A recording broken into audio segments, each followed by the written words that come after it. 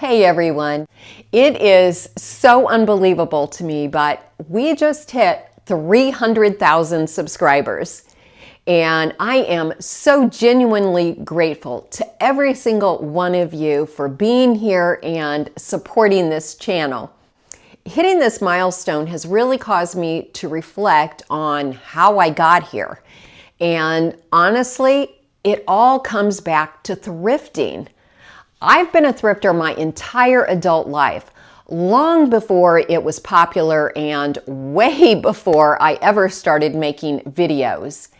And it has completely shaped the way I decorate my home and the content that I create for this channel. So today I want to do something a little different and share the 7 thrifted finds that really changed everything for me. These are not necessarily my all-time favorite thrift store finds. Rather, these are the items that shifted the way I decorate and helped me to see potential in unexpected things, especially number 7. And this is going to sound overly dramatic, but these 7 thrift finds really made this whole YouTube journey possible. So let's get started. The first thing that I want to talk about is this antique clock. Several years ago, I walked into my local Habitat Restore and I saw this clock sitting on the counter. And there was a small display explaining the history of this clock. And as it turned out, it actually came out of a former insane asylum. It closed in the 1970s, but it's very well known locally and supposedly haunted. I don't remember the original price because I did barter with the store clerk a little bit, and I believe I ended up paying $60 for it, which at that time was way more than I would normally pay for something like this, especially something in really poor condition that doesn't even work. But I was just enthralled with the history and the story behind it. I think this old clock has influenced my decorating style in a number of ways. First of all, it has taught me that the things that I bring into my home do not need to be in perfect, pristine condition. In fact, they can be broken and they don't even have to work. I feel like that if this clock was in perfect condition, it wouldn't be half as interesting, even with its unique history. I've really come to appreciate the visual story of items more than their function or utility. This was probably not the first non-working clock that I ever bought. I likely already had a few that I was using throughout my house as decor, but this turned me into a clock collector. And so now I cannot go to a thrift store or an antique store without noticing the clocks. And I certainly don't buy every single clock that I see. I am very selective now, and so I only purchase those that I find visually beautiful or unique in some way. And I don't factor in whether they work or not because I'm not using them to tell time anyway. This is a very special book. It's signed by a lady named Marguerite Wilson. So let me tell you how I acquired Marguerite's book collection. When I was in my early 20s and pregnant with my first baby, I went to buy a used bookcase that I wanted to put in the nursery. And when I arrived, the bookcase was still full of a bunch of dusty old books.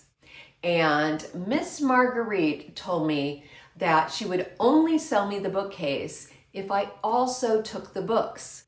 Well, at this point in my life, I had zero appreciation for old dusty books, so I really did not want them. But I did want the bookcase. So I took them. And when I got home, I packed them in a couple boxes and shoved them in the closet with every intention of getting rid of them. But eventually, as time progressed, I started pulling some of those books out and using them in my decor around the home. And I began to realize how much those books added layers and a feeling of abundance and made my home just feel cozier.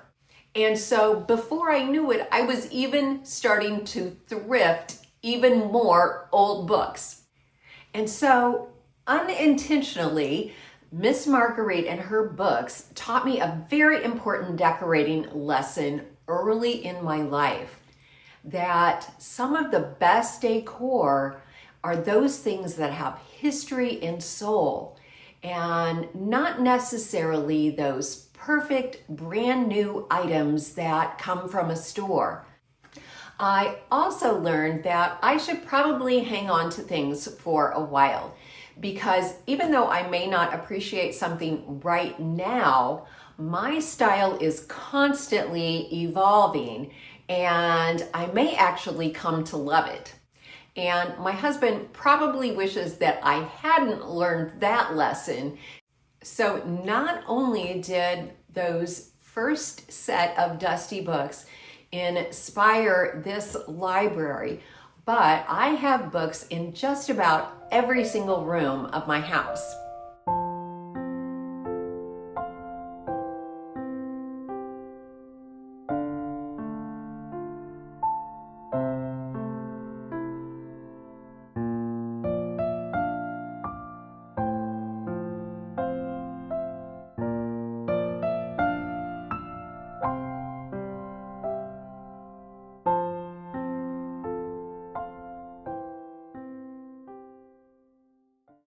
As a teenager, I was very attracted to oriental vases and decorative items. And my mom even bought me some chinoiserie for birthdays and Christmases. And unfortunately, I don't know what happened to those pieces over the years. But about 15 years ago, I was out thrifting and I came across this blue and white chinoiserie vase for a couple dollars. And I bought it and brought it home. As often happens, after I purchased this one vase, I started seeing chinoiserie at the thrift store all the time. And I just began buying piece after piece after piece until I really had no room left in my china cabinet for any more. And so if you've been following me for a while, you know that in one of my earliest videos, I transformed this old 3-piece TV entertainment center into a cabinet to display my blue and white china and chinoiserie. And so this humble vase taught me maybe the most important decorating lesson of all, and that is to trust your own personal taste and don't get too caught up in trends. I had always loved chinoiserie, and so when I started collecting it again 15 years ago, it really was not popular.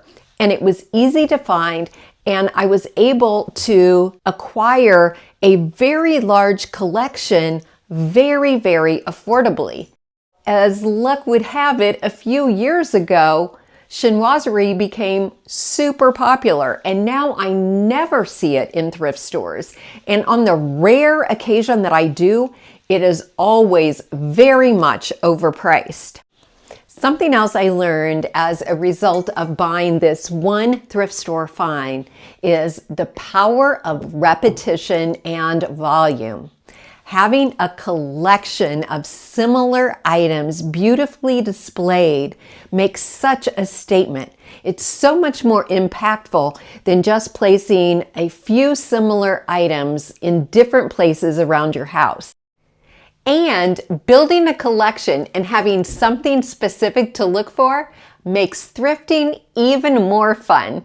Since I've been talking today about the things that I've purchased from thrift stores that have changed the way I decorate my home, I thought it would be the perfect time to talk about something I've purchased that has changed the way I live in my home. And that is my Brooklyn Bedding Copper Flex mattress. I've had my Copper Flex mattress for almost a year now. And honestly, I think mattresses are one of those upgrades that we really don't appreciate until we see how much better a new mattress is helping us to sleep. I have osteoarthritis, and so at night it is really hard for me to get comfortable. And this Copper Flex mattress has made a huge difference. I am now sleeping all through the night without waking up with aches and pains. Brooklyn Bedding has been in the mattress industry for over 25 years, and all of their mattresses are designed, assembled, and shipped right from their own factory in Arizona. Because they make everything themselves, you get amazing factory direct quality without the luxury brand price tag. I chose the Copper Flex Pro Hybrid model, and I love how it keeps me comfortable and it keeps my husband cool all night long. And they offer a 120-night sleep trial, free shipping, and a lifetime limited warranty. So you can really make sure it's the perfect mattress for you. So if you are thinking about upgrading your mattress, I highly recommend checking out Brooklyn Bedding. Just scan the QR code on the screen or use the link in my description box and the code Canterbury Cottage to get 30% off your order. Many years ago, I bought this bird picture at Goodwill for just a couple dollars. And I did like the bird print, but honestly, I bought it mostly for this beautiful blue frame. As I've mentioned previously, sometimes an unexpected purchase can spark an entire collection. And so the next thing I knew, I was seeing beautiful bird prints every time I went to the thrift store. And so I began buying a few of them. In the house that we lived in, I didn't really have a good place to hang them. So I began putting them on the wall in our powder room. And eventually the bird pictures spanned all the way from the baseboard to the ceiling. At that time, I had never seen a gallery wall like that in anybody's home. And so I was a little surprised at how many compliments I got from guests who used our powder room. So when we moved into this house, I recreated that gallery wall on a wall in the dining room. And I did continue to thrift bird pictures when I saw ones that I really loved. And I would just swap them out for ones that I liked less. And then eventually I moved the gallery wall to the stairwell, where it has continued to evolve. I think I've learned a couple things from having thrifted that first bird picture. The first thing that I learned was to be a little bit more daring with my decorating and not always play it safe. And another thing I learned was that everything doesn't have to match perfectly. You can see these pictures are all different colors, sizes, shapes, styles, and finishes. The only thing that really ties them together is the bird theme. And buying that first bird picture made me love thrifting even more. To recreate a gallery wall this size would have cost me 10 or 20 times what I paid at the thrift store. And it wouldn't have been nearly as interesting or unique. You can't just run to Home Goods and replicate this wall. You just can't. Remember when modern farmhouse style was trending and you started seeing lanterns used as indoor decor everywhere? Well, one day I was shopping at my Habitat Restore and I came across this outdoor light fixture. And I just fell in love with it. I loved its shape. I loved the thick glass that is actually beveled on the edges. And I especially loved the aged green patina. So I began wondering if I could turn this outdoor light into something that I could use indoors. But at that point, I had never removed the electrical mechanisms from anything. But they were only asking $5. So I thought, well, what do I have to risk? $5. I can afford that. I'll give it a try. So I brought it home and I just began unscrewing every screw I saw. I began cutting the wires and pulling them out. And before I knew it, I had this beautiful glass lantern or cloche that I could use in so many different ways. In fact, I loved how it turned out so much that over the next couple of years, I repeated that process on a number of other outdoor lighting fixtures. The one you're probably most familiar with is the really large one that I have in the library filled with books. That one I actually got for free. This lantern has actually taught me a couple things that have been integral to my career here on YouTube. For one, it has taught me to look at trends as inspiration.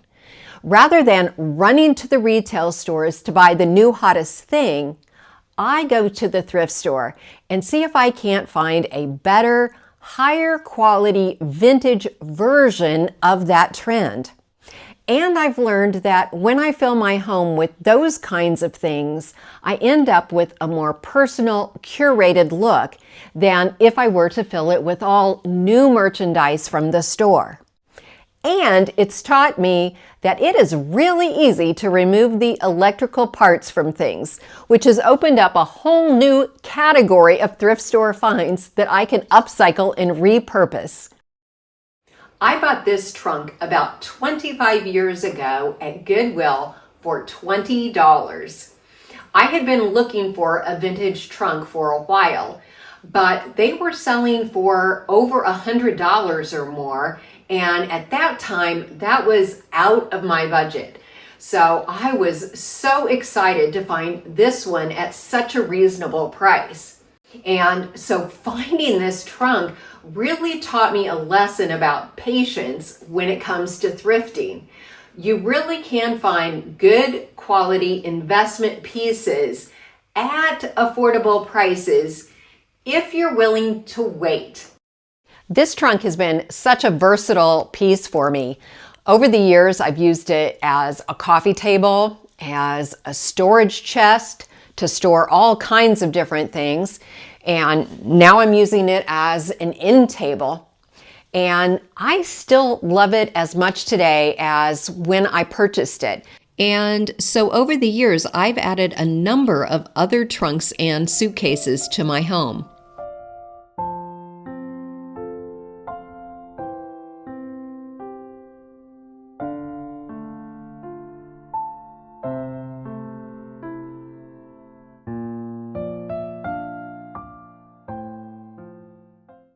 Years ago, a dear friend gave me this beautiful carved wood piece. Well, actually, we traded for it. She didn't really have a use for it, and I absolutely loved it. So I gave her a large wicker clothes hamper for it. And I definitely think that I got the better deal. This is actually the music rack off of an old piano. There used to be a tray attached right here that held the sheet music. And even though I'm constantly changing things around in my house and swapping out decor, I never get tired of this. In fact, I think this piano piece might be the most impactful thing that I have ever thrifted because it triggered a shift in the way that I think about decorating. And I began to look at things as raw material with potential as opposed to finished product. So now when I go to the thrift store, I'm looking at everything and asking myself, what could this be? A piece of an old piano isn't junk, it's unique wall decor. A table leg becomes a candelabra. A footboard becomes a fireplace screen. Once you start thinking this way, thrifting becomes so much more exciting because suddenly everything has possibility. Plus, salvaged items have history and soul, and often a level of craftsmanship you just can't find today. But the best part is now my home is one of a kind because no one else is using an organ part as a shelf. My decorating isn't about shopping anymore. It's about rescuing beautiful things and reimagining them into something new. And honestly, that's so much more satisfying than buying whatever is trending at Home Goods. Hey guys, welcome to my channel. I'm Sherry, and I love creating home decor on a budget. Today I'll be sharing with you my latest thrift haul, and I'll show you how I upcycled many of those items to use in my own home or to sell in my retail space. So let's get started. I want to extend a special thank you to those of you that have been around long enough to remember this first video and decided to keep watching me anyway. I know who you are, and it means so much to me. Thanks so much for watching today. Hope to see you next week.